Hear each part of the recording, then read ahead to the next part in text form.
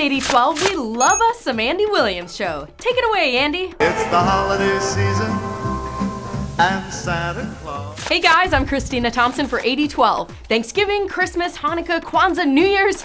It is holiday season here in the US. Let's not forget an entire rest of the world out there though. Here are the 5 biggest holidays around the globe. At number 5, Diwali, the Hindu festival of lights. With 1 billion adherents globally, Hinduism is the 3rd most populous religion in the world.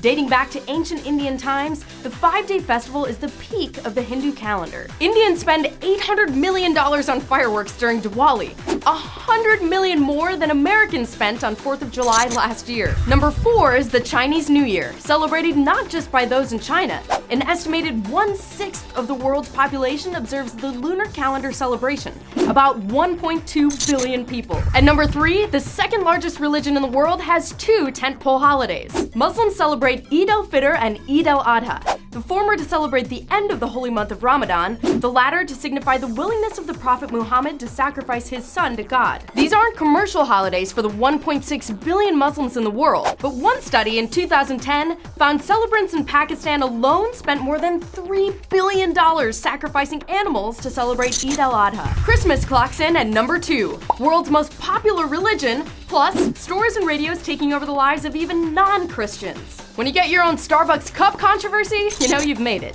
At number 1, New Year's. With no religious affiliation, all the world takes part in this one. Even countries like China still celebrate the flip of the Gregorian calendar on December 31st. That's a lot of Ryan Seacrest. Happy holidays, all of them from 8012. Thanks for watching 8012. Make sure to subscribe, like our videos, and leave a comment. Look, I'm mad they started showing Christmas commercials before Halloween too, but can we just move on?